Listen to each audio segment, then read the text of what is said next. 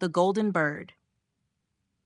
A certain king had a beautiful garden, and in the garden stood a tree which bore golden apples. These apples were always counted, and about the time when they began to grow ripe, it was found that every night one of them was gone. The king became very angry at this and ordered the gardener to keep watch all night under the tree. The gardener set his eldest son to watch, but about 12 o'clock he fell asleep, and in the morning another of the apples was missing. Then the second son was ordered to watch, and at midnight he too fell asleep, and in the morning another apple was gone. Then the third son offered to keep watch, but the gardener at first would not let him, for fear some harm should come to him. However, at last he consented, and the young man laid himself under the tree to watch. As the clock struck 12, he heard a rustling noise in the air, and a bird came flying that was of pure gold. And as it was snapping at one of the apples with its beak, the gardener's son jumped up and shot an arrow at it. But the arrow did the bird no harm, only it dropped a golden feather from its tail and then flew away. The golden feather was brought to the king in the morning, and all the council was called together.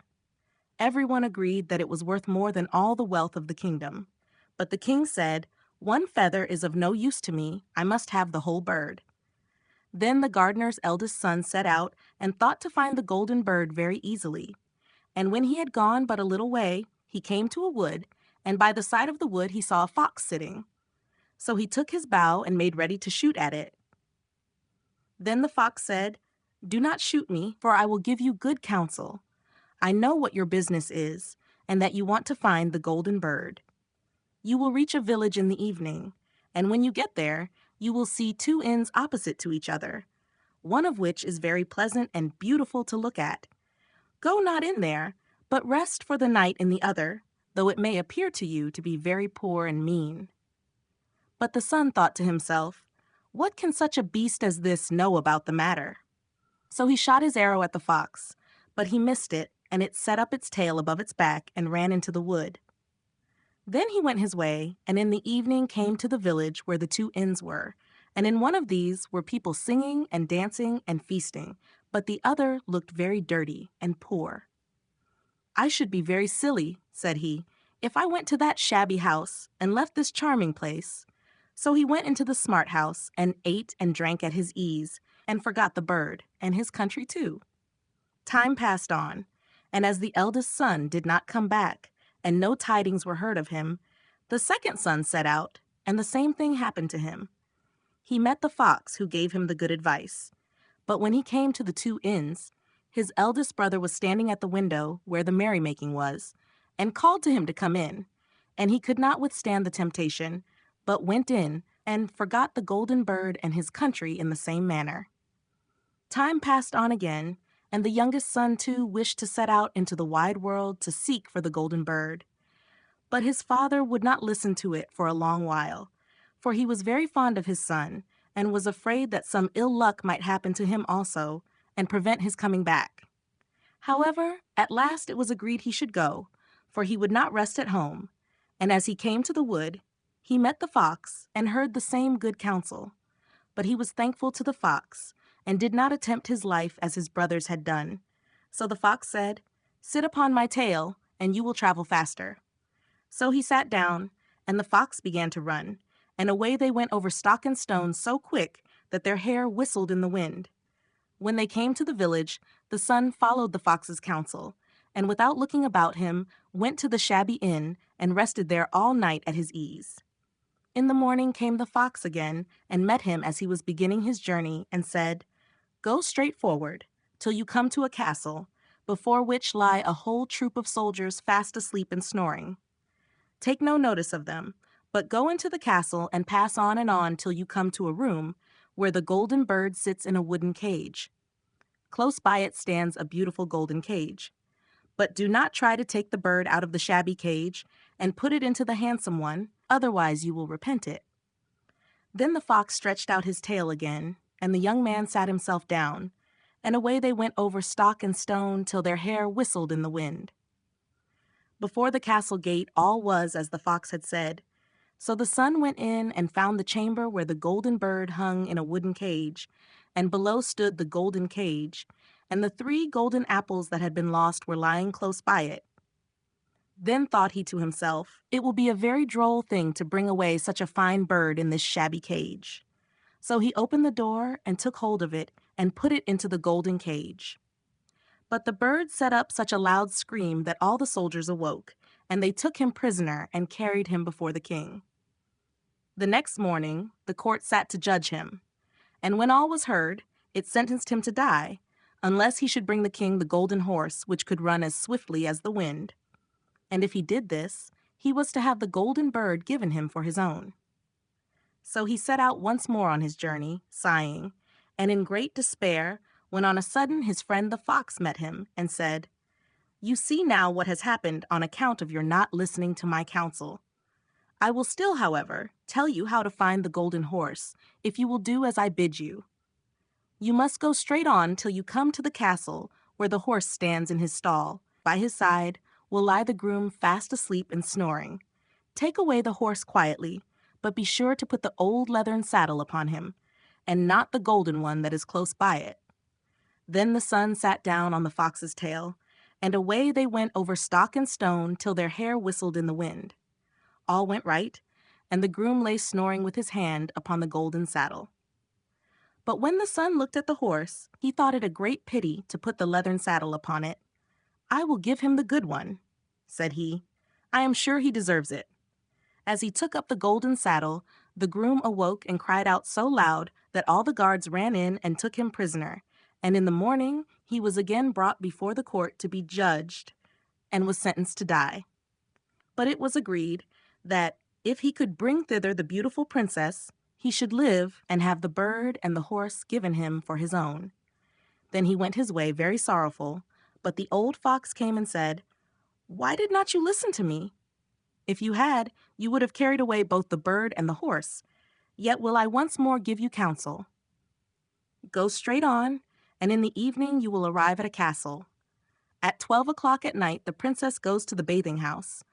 Go up to her and give her a kiss, and she will let you lead her away. But take care you do not suffer her to go and take leave of her father and mother." Then the fox stretched out his tail, and so away they went over stock and stone till their hair whistled again. As they came to the castle, all was as the fox had said, and at 12 o'clock the young man met the princess going to the bath and gave her the kiss, and she agreed to run away with him, but begged with many tears that he would let her take leave of her father. At first he refused, but she wept still more and more, and fell at his feet, till at last he consented. But the moment she came to her father's house, the guards awoke, and he was taken prisoner again. Then he was brought before the king, and the king said, "You shall never have my daughter unless in 8 days you dig away the hill that stops the view from my window." Now this hill was so big that the whole world could not take it away. And when he had worked for 7 days and had done very little, the fox came and said, "Lie down and go to sleep. I will work for you." And in the morning he awoke and the hill was gone. So he went merrily to the king and told him that now that it was removed, he must give him the princess. Then the king was obliged to keep his word, and away went the young man and the princess. And the fox came and said to him, "We will have all 3, the princess, the horse, and the bird." "Ah," said the young man, "that would be a great thing. But how can you contrive it?" "If you will only listen," said the fox, "it can be done. When you come to the king and he asks for the beautiful princess, you must say, 'Here she is.' Then he will be very joyful, and you will mount the golden horse that they are to give you, and put out your hand to take leave of them. But shake hands with the princess last. Then lift her quickly onto the horse behind you, clap your spurs to his side, and gallop away as fast as you can." All went right. Then the fox said, "When you come to the castle where the bird is, I will stay with the princess at the door, and you will ride in and speak to the king, and when he sees that it is the right horse, he will bring out the bird. But you must sit still and say that you want to look at it, to see whether it is the true golden bird, and when you get it into your hand, ride away." This too happened as the fox said. They carried off the bird, the princess mounted again, and they rode on to a great wood. Then the fox came and said, "Pray kill me and cut off my head and my feet." But the young man refused to do it. So the fox said, "I will at any rate give you good counsel. Beware of two things: ransom no one from the gallows, and sit down by the side of no river." Then away he went. "Well," thought the young man, "it is no hard matter to keep that advice." He rode on with the princess, till at last he came to the village where he had left his two brothers.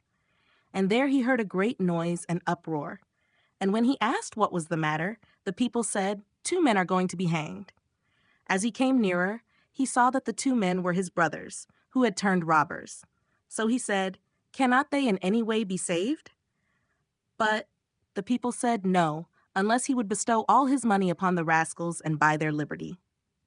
Then he did not stay to think about the matter, but paid what was asked, and his brothers were given up, and went on with him towards their home. And as they came to the wood where the fox first met them, it was so cool and pleasant that the two brothers said, "Let us sit down by the side of the river, and rest a while to eat and drink." So he said, "Yes," and forgot the fox's counsel, and sat down on the side of the river. And while he suspected nothing, they came behind and threw him down the bank, and took the princess, the horse, and the bird, and went home to the king their master, and said, "All this have we won by our labor." Then there was great rejoicing made, but the horse would not eat, the bird would not sing, and the princess wept. The youngest son fell to the bottom of the river's bed. Luckily, it was nearly dry, but his bones were almost broken, and the bank was so steep that he could find no way to get out. Then the old fox came once more, and scolded him for not following his advice. Otherwise no evil would have befallen him. "Yet," said he, "I cannot leave you here, so lay hold of my tail and hold fast." Then he pulled him out of the river, and said to him, as he got upon the bank, "Your brothers have set watch to kill you, if they find you in the kingdom." So he dressed himself as a poor man, and came secretly to the king's court, and was scarcely within the doors when the horse began to eat, and the bird to sing, and the princess left off weeping. Then he went to the king, and told him all his brothers' roguery, and they were seized and punished, and he had the princess given to him again, and after the king's death, he was heir to his kingdom. A long while after, he went to walk one day in the wood, and the old fox met him, and besought him with tears in his eyes to kill him, and cut off his head and feet. And at last he did so, and in a moment the fox was changed into a man, and turned out to be the brother of the princess, who had been lost a great many years. Thank you for listening. If you like this video, please like, share, and subscribe to be notified about new videos.